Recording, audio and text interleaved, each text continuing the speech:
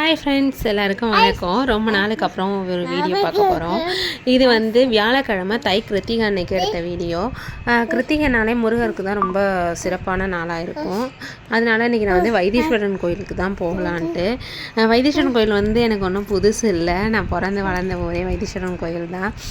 கல்யாணத்துக்கு முன்னாடியெல்லாம் கிருத்திகை சஷ்டினாலே நான் வந்து கோயிலுக்கு போயிடுவேன். மற்ற வெள்ளிக்கிழமை செவ்வாய்க்கிழமைனாலே கோயிலுக்கு போய் போடுவேன். ஆனால் கல்யாணத்துக்கு அப்புறம் கோயிலுக்கு போகவே ரொம்ப முடிய மாட்டேது.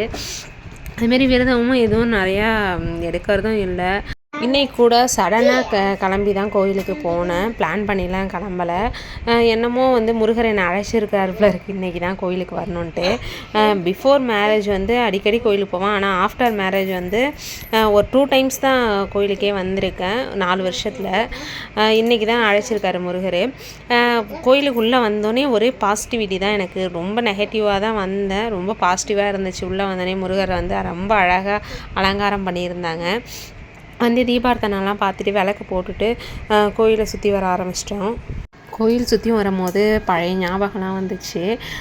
அதாவது கல்யாணத்துக்கு முன்னாடி நாங்கள் வந்திருக்கும் போது நிறைய மெமரிஸ், ஃப்ரெண்ட்ஸ் கூட வந்திருப்போம், ஃபேமிலியோடு வந்திருக்கிறதெல்லாம் ஞாபகம் வந்துட்டு ஒவ்வொரு விஷயத்தையும் பார்க்கும்போது கும்பாபிஷேகத்துக்கு அப்புறம் வந்து கோயில் நல்லா டெவலப் ஆகிருக்கு. அப்படியே பழமை மாறாமல் அப்படியே மறுபடியும் ரீக்ரியேஷன் பண்ணியிருக்காங்க. நல்லா அழகாக இருந்துச்சு. எனக்கே ரொம்ப ஆச்சரியமாக இருந்தது. இவ்வளோ அழகாக அதோட பெயிண்டிங்ஸு, கோயில் கோபுரத்தை வந்து மறுபடியும் சேதமடைஞ்சிருந்தது எல்லாத்தையும் மறுபடியும் புதுப்பிச்சிருக்காங்க. ரொம்ப அழகாக இருந்துச்சு. வைத்தீஸ்வரன் கோயில் வந்து நவகிரக ஸ்தலத்தில் ஒன்று, அதாவது செவ்வாய் ஸ்தலம்னு சொல்லுவாங்க. இங்கே வந்து அங்காரகன் தான் முதன்மையாக காட்சி அளிக்கிறாங்க.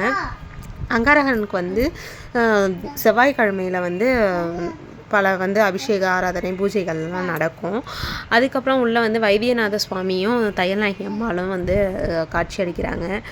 முருகர் வந்து செல்வமுத்துக்கு வர சாமியாக வந்து வைத்தீஸ்வரன் கோயிலில் இருக்காங்க.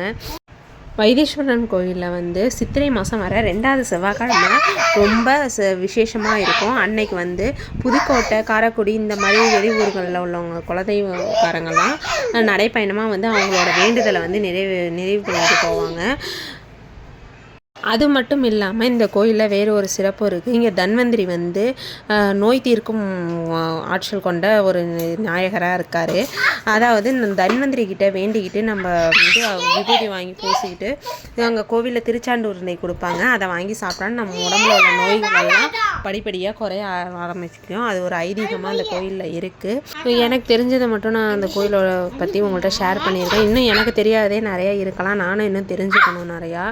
ஆதர்ஸ்க்கு என்னமோ ஒரே ஜாலியாகிட்டு வீடியோவில் நீங்களே பார்த்துருப்பீங்க ஆதர்ஸ் எப்படி ஜாலியாக விளையாண்டுருந்துச்சுன்னு. எனக்கும் ரொம்ப சந்தோஷம் என் முருகரை பார்த்ததில்ல. வேறு ஒரு வீடியோவில் பார்க்கணும். Tata, bye bye friends.